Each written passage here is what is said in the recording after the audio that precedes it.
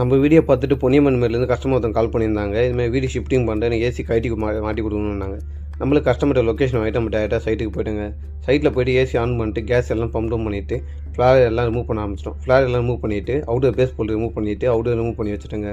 Stand எல்லாம் remove பண்ணிவிட்டு இண்டோரையும் remove பண்ணிவிட்டு இண்டோர் டெம்ப்ளேட்டு நம்ம எல்லாம் ரிமூவ் பண்ணிவிட்டுங்க.